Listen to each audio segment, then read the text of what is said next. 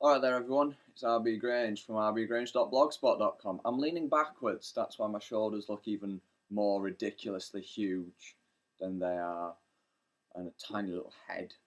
Anyway, speaking about large shoulders and little heads, I've been thinking about insects for a bit. Insects, not incest, insects.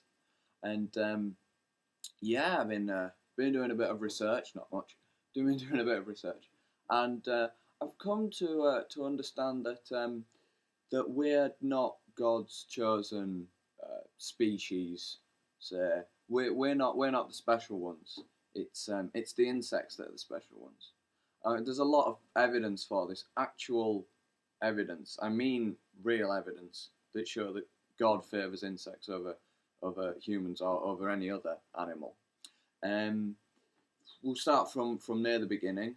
After he created everything, he realised he made a mistake. He'd fucked up with humans and stuff like that. So he decided, as any grown up would, just to wreck it all, just destroy it. So God destroyed the world. He flooded the world because he made a bit of a mistake with us, but he wanted us to pay for it, obviously, because yeah, sins of the father passed on to the children. That's, he made a mistake, so we had to pay for it. But don't worry, I don't blame him. I mean, he didn't do a good enough job. I just wipe us out completely. Seriously, he made a mistake in the first place. We'll just rectify that by just nipping it in the bud, getting rid of us all. Anyway, so he flooded the earth, and he told Noah about what kind of animals to take on the ark. Got 7 of each kind of clean animal, and 2 of the unclean ones, the ones with the cloven hooves that are unclean.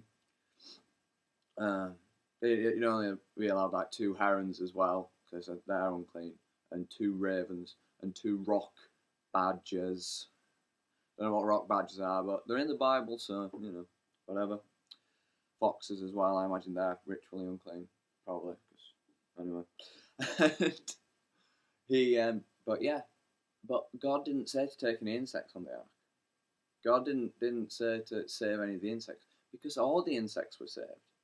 God said to only take animals that breathed through their nostrils, and of course, the majority of insects breathe through like joints, like at the knee, or through their exoskeleton. So God thought insects were fine. He didn't even think they needed saving.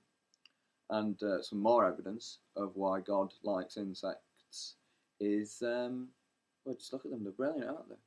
They thrive really well. Not as good as bacteria, obviously. Was bacteria on the ark? I'm sure there was a bit. There was woodworm on the ark, if you believe what's it called, Julian Barnes. Anyway, but yeah, so they survived really well. Best example of this, I think, is the cockroach. Can survive for ages without a head, because it just can carry on breathing. It just needs to take on water, which it can't do because it can't take on water because it doesn't have a head.